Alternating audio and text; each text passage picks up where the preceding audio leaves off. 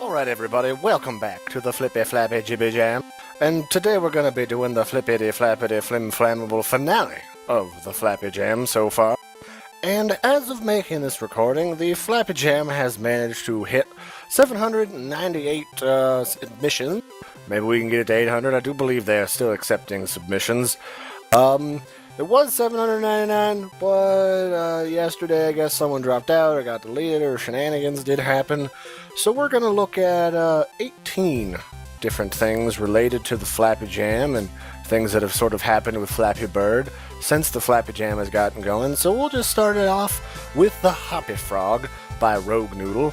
And the Hoppy Frog is sort of an interesting avoidance game where you're trying to make sure that you dive bomb on a lily pad so you don't drown, because I guess you're bad at swimming even though you're an amphibian. So you gotta it's two parts. Obviously you gotta hit your space to slap down on a lily pad, and you gotta get your aim just right so you don't get murgled. And then you gotta kind of look ahead to see the distance, so you know, like, do I have to hit the first of a set of three? Do I have to hit the middle, or do I have to hit the end? So it does sort of challenge you in a very simplistic way. It's also got a very nice sort of simplistic art style. I definitely dig that. That's why I said I would include it in this video in the first place. And I definitely enjoyed it. I couldn't get super far. I'm really bad at judging distances because just a lot of these games are fast moving. But so far I like it. After that we have McFlappy Insanity, which is, I mean, you're crazy Ronald McDonald and you need to get yourself to work. And you gotta get through all these sort of LSD acid trip heads of yourself. And this game is of course done by SciTalk. And I mean, it's very simple. For the side of graphics, you can obviously see some McDonald's references in the background, the sort of dark, sort of sinister tone to the whole thing, and you gotta use your magical Ronald McDonald poots to get through all these crazy Ronald McDonald heads that are trying to eat you, and the music is kind of sociopathic and a little bit psychotic. Jiggling your arms and your butt and your legs around as Ronald is kind of difficult, but it's not too bad. Definitely dig it. Pretty good. After that, we've got the Candy Edge Flappy Scrolls by Dilmurky. Or maybe that's not how you pronounce that. I'm not really sure what's going on here. I double checked that I found this on the Flappy Jam page. I'm pretty sure it's still there. I guess this is a mashup of all sorts of references from the Candy Jam to Elder Scrolls to Flappy Bird, and you basically gotta kill all these bears, as many as possible, and get candy upgrades and avoid weird things that are bear related that I'm pretty sure will kill you, like berries and obviously metallic dive bombers and murgliness. And I can't really say much about this. It's got a very good art style, obviously. I mean, as long as you spend some time with 8-bit art, it's pretty simple to get something good rolling. I'm just so confused. I don't know what's going on. It's crazy. After that, we have Kickbot by Two Scoops Games. I love this game. I get this, get a very Portal-y feel from this game. So you're a robot, and you're being tested and observed by some scientists off to the side there, as I'm sure you can see, that are taking notes. And you gotta avoid lasers and spikes and the ever-present descent into destruction below you. And you gotta be really careful about judging your jump distance, because you can jump where you think you're safe, like right below one obstacle into another. So sometimes you gotta jump early, sometimes you just don't jump at all. You just gotta flip-flap on one side of the wall for a while until you can get somewhere safe. My only note about this game is it seems to descend awfully quick. Like, oftentimes I'll die just trying to judge distances for a split second and end up having to restart. But I dig it. It's got great strong art style. I get a very Portal-esque feel. Almost like that game Spewer from Newgrounds, if you've ever checked that out. It's very relaxing, very nostalgic at the same time. Very nice job, guys. After that, we've got Drunky Bird by Lord and Naria. Drunky Bird is an interesting little playable where you don't control the bird so much as you control the environment of whiskey barrels around him, trying to make sure that he doesn't blunder drunkenly into the side of them and potentially causing some sort of horrific pedestrian accident and murgling several birds, a stork, and maybe a dragon. I don't know why the dragon's there, but he likes Mardi Gras and Oktoberfest, so go figure. Art style is very simple. I mean, it's sort of a throwback to like a nighttime Flappy Bird. Buildings in the background and the barrels are done nicely. And there's a challenger mode, if you're so inclined. I will note that even without challenger mode, some of these barrels can be a little bit finicky. They really throw you for a loop sometimes. You can be on the bottom and suddenly there's a barrel way up top you gotta pull down so that you don't get smacked. I also dig the sound effects. Very simple. And so after this, we have Happy Wheels. But you're like, wait a minute, Larry. Happy Wheels isn't part of the Flappy Jam. I know! This is one of 2 surprise additions to the Flappy Finale that I thought I'd throw in here, that even Happy Wheels decided to join in on the Flappy Bird fun, creating various crazy levels with the new helicopter character that I didn't even know existed.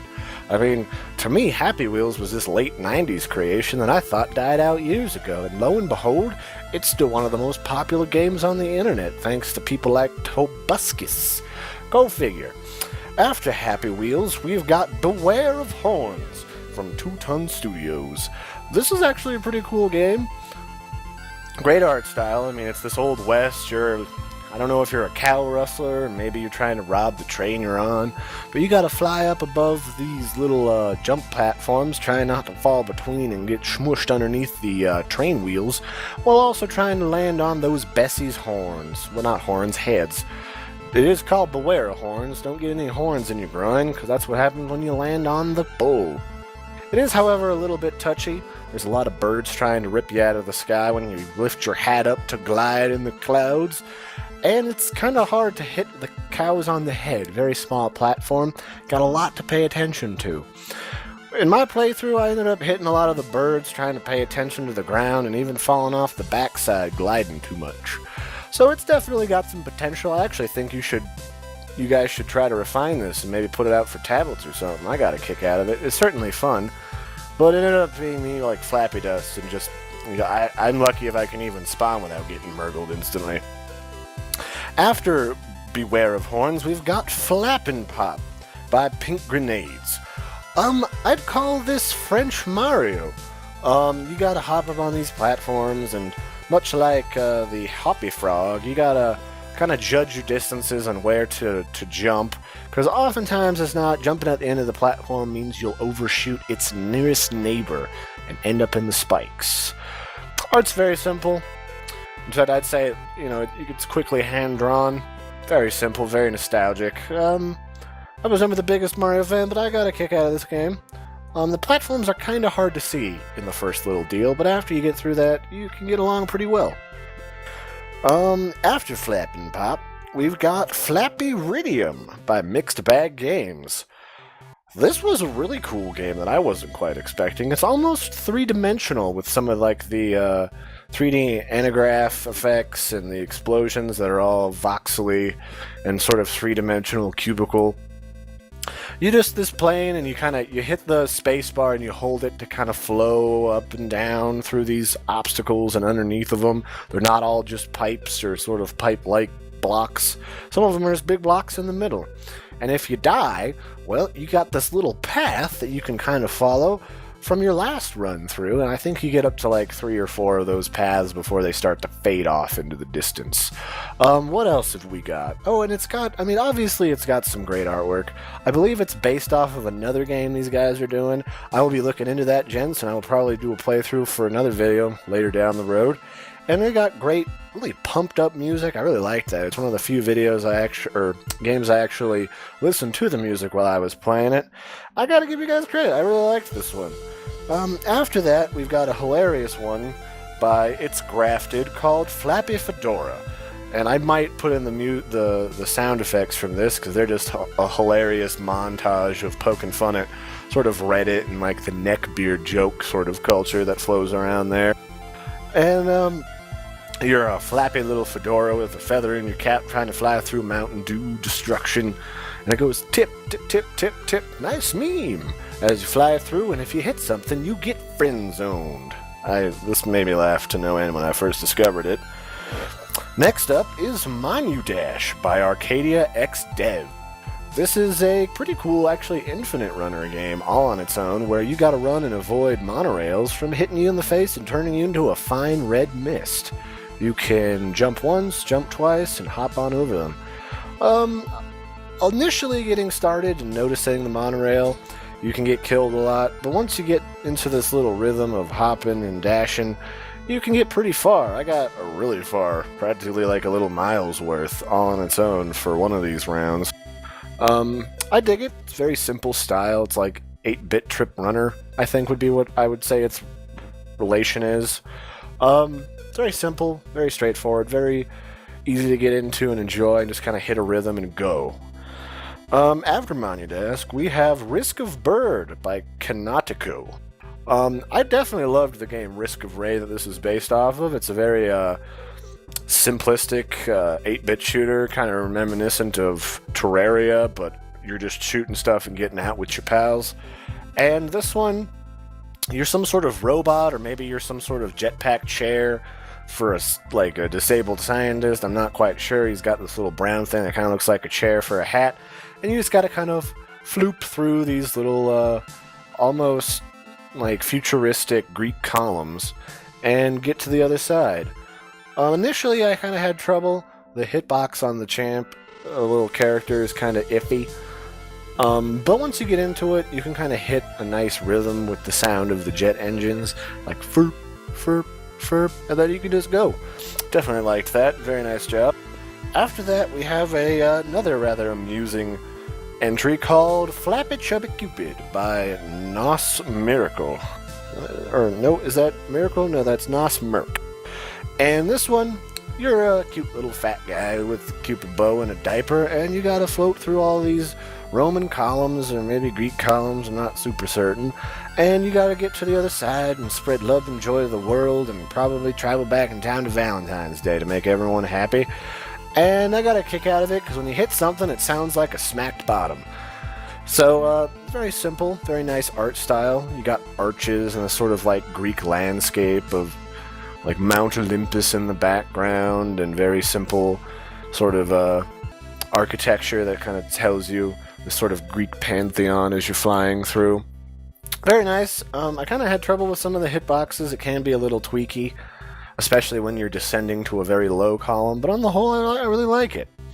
So after that, we have an interesting entry here that is not directly related to a game. Codeorg, for their anniversary, has released a tutorial series about how to make your own Flappy Jam game, and when you click on it, it sort of runs you through using little Snap 2, like almost erector set pieces that show you how the game logic works of the game, and walks you through step by step on how to build your very own Flappy game. And I believe later down the road you can actually start to dig into some of the code and actually program your game. So if you're interested in making a Flappy Jam game, or you're just curious about coding in general, I definitely recommend checking out code.org. There's a lot of great resources there. I have not personally used them, but they look great, and I might check them out in the future. So after code.org, we have Praise the Helix Flappy by Bleeding Tiger, and he has taken our beloved Swirly Lord through the magical world of the Helix shell. And if you're not familiar with the Helix, it's a throwback from Twitch Plays Pokemon. I have a news posting coming about that later this week, maybe. And you basically just have to fly as the Helix Pokemon through all of these little gaps in the shell, and you gotta try not to get splattered. I'm sorry, my Lord Helix, I didn't mean to splatter you on the side. After that, we have Jetpack Taco, a cute little space-age dog sort of avoidance game where you gotta fly through with your jetpack and avoid doomsday alien chocolate. And this is done by Nico Troit. Well, it's done by Nico. Nico's a pretty awesome guy. It's very cute. Beware the tail. The tail will kill you. The tail is a part of the hitbox. You gotta get through all these delicious pieces of chocolate. The art is very well done. The chocolate is very delicious looking. You gotta try to avoid it anyway, even though I'm sure you want to have a nibble. And you just kind of floop along. Very, very relaxing. It's a little harder to hit a rhythm with this game. The hitboxes are very precise. You gotta be very careful rolling through that chocolate. I didn't get too far with it, but still a very nice entry. After that, we have something that's very nostalgic for me. I played a lot of the game Limbo, and this is called Limballoon. You're a little limbo child floating through the horrible world of the limbo in the afterlife, trying not to let your balloon get popped or you to get knocked off your balloon from the different avoidance in the landscape. They did a very nice job. Indoor Studios is the folks that made this. They did an excellent job making this look and feel exactly like Limbo. The character is very cute and obviously confused and scared looking. And you've got all these sort of horrifying throwbacks to childhood of like bramble bushes and, you know, tree houses that have somehow gone awry and are now deadly, and old ladders and swing sets. It's very nostalgic. It's got this pall of horror and gloom, and it's very nicely done. Some of this stuff is hard to avoid. You go too high when you're trying to avoid something, thinking you don't have a lot of leeway. You can get murgled real quick. Very nice job, guys. And wrapping up with the last two, we have Flappy Beard from Pizza Dude 223. I mean, again, I just pick these games at random, and despite the low-res sort of quality of the artwork, it's very nicely done. You're just this beard trying to avoid those insidious, destructive barbers. Oh, we will get you yet, my barbery friends, and you've got to fly through these scissors and this landscape of barber poles and those little candy cane swirly things that I always thought were weird as a kid. And as you go through, you change color, and it just makes a little flappy sound, and it's very simple, very well done. And the hitboxes can be a little bit touchy. Don't overflap, gentlemen, when you try to get those whiskers through those gaps in the murgly razor blades. And to end off this whole selection, we get the game called Thank You by Palmetieri, who was the guy who set up this fantastic game jam, and I'd like to personally thank you. I had really enjoyed playing all these games, getting them to run both on PC and in the web, and he's got a very simple game. You've got the ship that has two modes when you're engaging your thrusters so you don't fall below the threshold of the screen and explode, or don't use them too much or else you'll go above the threshold and explode. And while you're using your thrust, you are vulnerable to these crazy little space-age, I don't know if they're crabs or space lice or just X's and O's, because he's got a love letter to his sweetheart somewhere. But they'll hit you and they'll make you explode, so you got to make sure that your shield is up just in time not to go kaboom. And I think it's pretty cool. He submitted a game to his own game jam. Very simple. I believe he said he only made it in 1 or 2 hours on Twitter. That's why I ended up finding it in the first place. Very nice job, very simple. I mean, there's not a lot to say on the artwork. It's just black and white, or black and monochrome color. And yeah, I mean, I can't get very far in it all unless I spam my spacebar to try and stay alive in the center. But I mean, you can see if you can't beat my measly score. And that's about all for the Flappy Jam. I won't be doing any more videos on these games in particular, but I will stick around itch.io. I really like the community here. It's a great marketplace for games. There's some really nice free web games that I've seen other places like Game Jolt. And I've even played one of them called Discovery before on my channel, back when I was investigating voxel art.